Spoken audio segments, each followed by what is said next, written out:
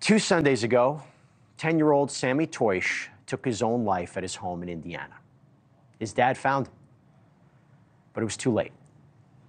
I want to welcome on right now Sam Teusch. He is Sammy's father, also Xander Teusch, Sammy's older brother. I can't tell you both enough how much I thank you for coming on, how sorry I am for your loss. This was just 11 days ago. I can't process what you guys are going through, but the best that you can, if you can explain to us how you guys are doing, how the family's doing. We're just trying to keep it together. The community outreach beyond just this community has kind of reached everywhere. We've kind of been leaning on that as our support. How do you make it through something like this? I don't know. I mean, it's different every day. It's different every second. And an enormous piece of our life's gone. Xander, how are you? I'm doing better. It's kind of hard to do it, but I've got the support from a bunch of people, got a bunch of hugs and stuff, and it's really helping. I'm going to talk about that support because Sammy is inspiring a lot of people right now. But before we get to that, Sam, walk us through how this bullying started and how it got to such a place. When did this begin? What can you tell us about it? It really started soon after we came here. Sammy's always been a good student and got good grades, did his work, was accepted by the other children. Some reason when we got here that all changed. Not all of it. He still kept his good grades. He still had a whole bunch of friends, but it was the focus of the wrong people that kind of egged it on to, from it just being saying stuff because he was a little bit short. He had a big, huge smile that would go ear to ear, and you could see every tooth. And I tell him, especially when it started, Sammy, you're 8. You'll grow into your teeth. That's part of growing up. I have a nephew that was up to my waist until he was 13 years old, and then the next thing I know, this guy's 6'5".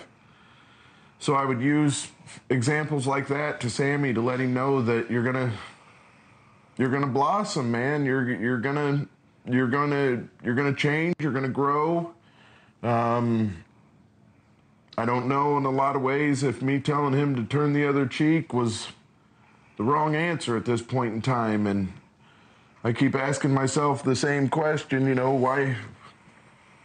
why didn't I just pull him out of the school? But, we're regular people. We work, Nikki and I both work jobs, and, it's like, it's not even an option to have a luxury like private school or... Right.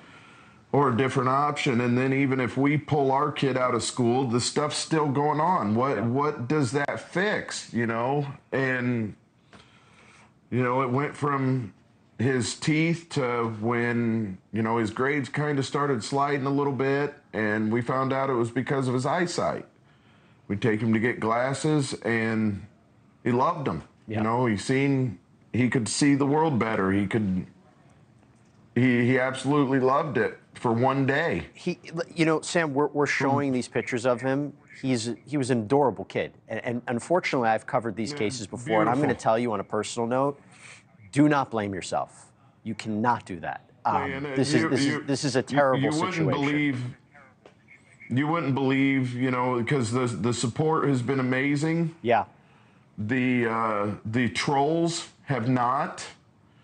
We've received several messages about this is your fault. You left him in the school corporation. How could you do this? You contacted him this many times. Because they, you kind of put your faith in these people that are responsible for, I mean, if I had a bunch of kids here, I'd protect them.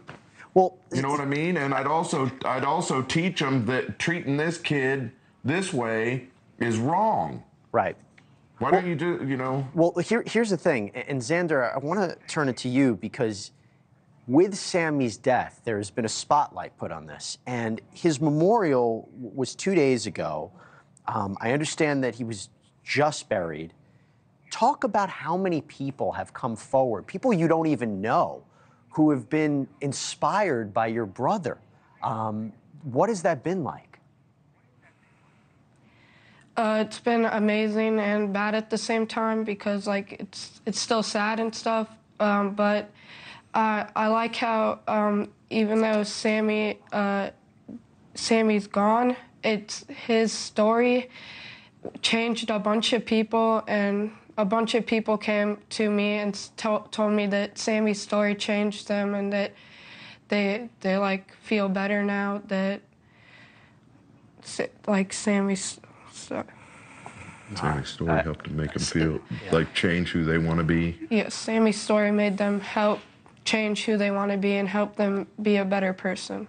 And I hope everybody be a better person. And so many people on social media have changed their profile pictures now with an image of Sammy with the words, "Stop bullying." Sam, I want you to explain to us, you reached out to the school, right? I mean, what did the adults, the teachers, the administrators, what did they know? What were you telling them? And what response did you get from them when you're telling them, my son is being bullied? We're taking care of this. We got it. You need to watch Sammy's actions, they'd say. Sammy's acting odd at school. He flipped a desk. He ran out of a classroom. He hid under a desk, hid in a closet.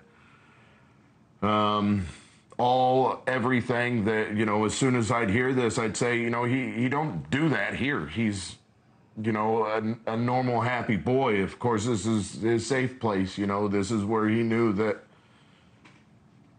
this stuff doesn't happen. But they would constantly tell me we're taking care of this issue. When the bus incident happened, they said that the police was going to be contacted because it was complete assault. He hit Sammy, broke his glasses. Their response was always pampering. Now that I look back at it, I don't know. For one thing, nobody ever thinks that something like this is going to be. So I didn't sit and write it down, and I'm also well aware that kids are kids, and you got kids that are taught to be mean, and most of the kids are not taught that. It's just you have some kids that they're being taught this. Yeah. So it's how do you stop that? Well, that's my question to you, Sam. Have you begun to process your feelings towards these kids, what you want to happen with respect to these kids or their parents? Now, the biggest thing is I don't blame the kids. Kids are kids at 12 years old. Being the alpha male is important to some people, and some people don't realize that real leaders are not mean people. Real leaders lead with compassion and love.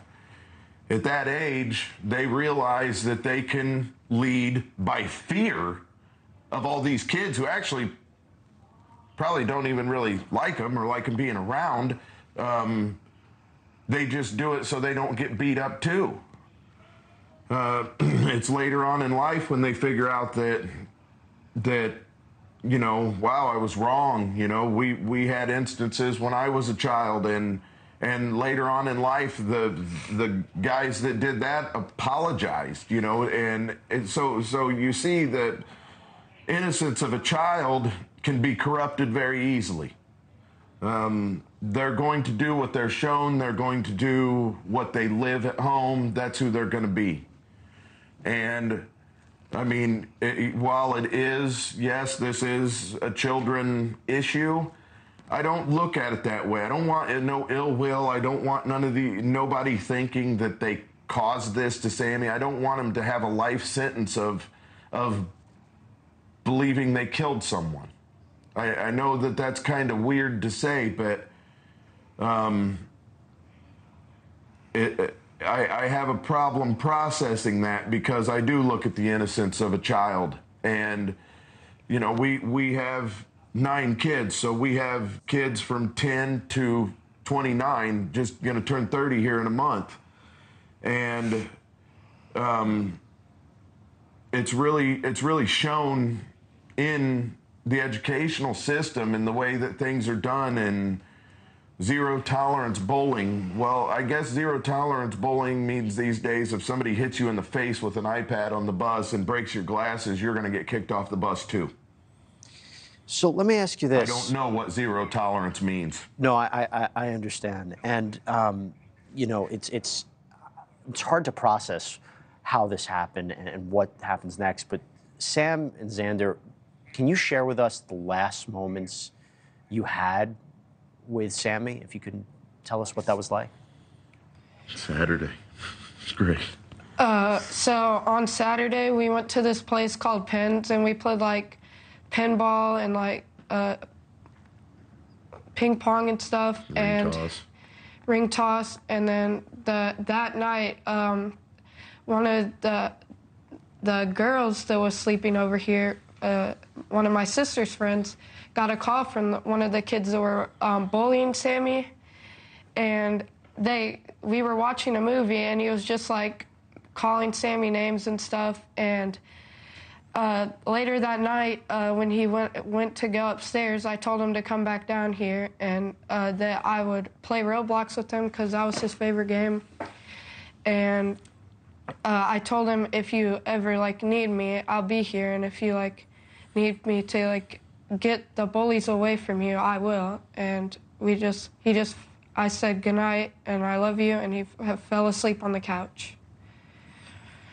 Yeah, we took him to soccer Saturday morning. This is the biggest part that baffles me. You know, Sammy didn't actually play soccer that morning. It was the twins played, and you know, we were there to watch the game, and we left there and we went downtown Indianapolis, and like you said, we played games, we had fun. We got back here late. It was like 9:30, so for them that's late.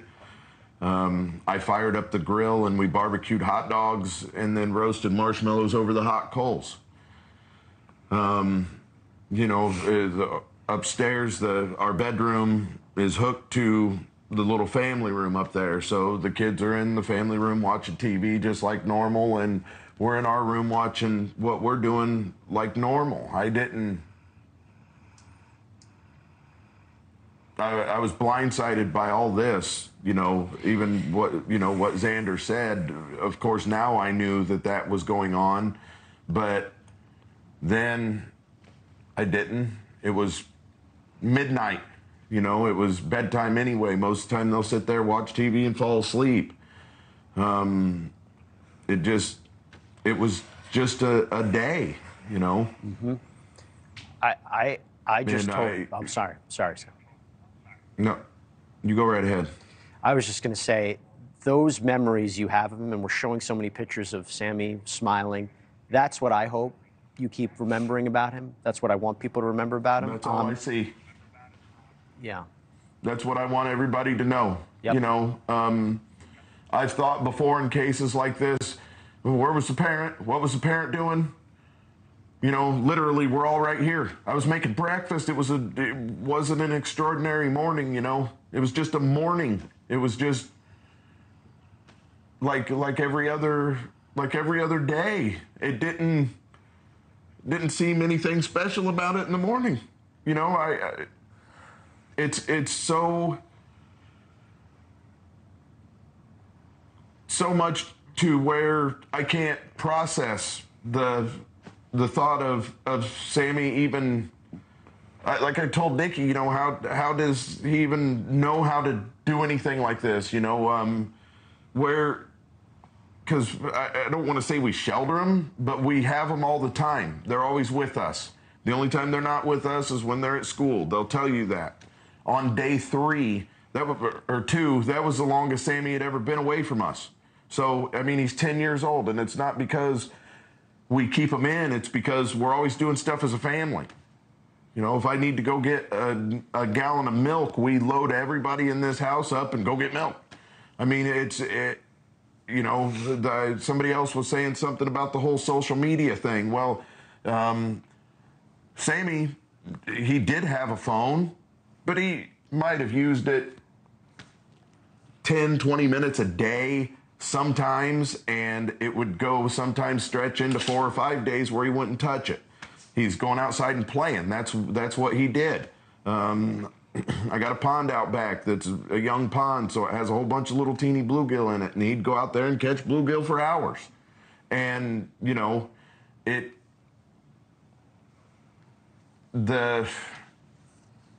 trying to run this through and process everything and make sense of it, there's no making sense of it. The biggest part of it is in my entire life, with my dying breath, I will fight to make sure that no other mother and father has to go through this. And then let alone, you know, and the people that have been supportive have been great. The people that have sent us different things have been absolutely vile. You know, I mean, that's been incredible, the support that you've seen. And by the way, I want to just call this out before we have to let you guys go. Tomorrow night, there's a memorial in Greenfield. It's a candlelight vigil from 8 p.m. to 10 p.m. in Depot Park. Sam, Xander, I hope people show up, show you the love. Can I say one more thing about that? Please, Sam, yeah.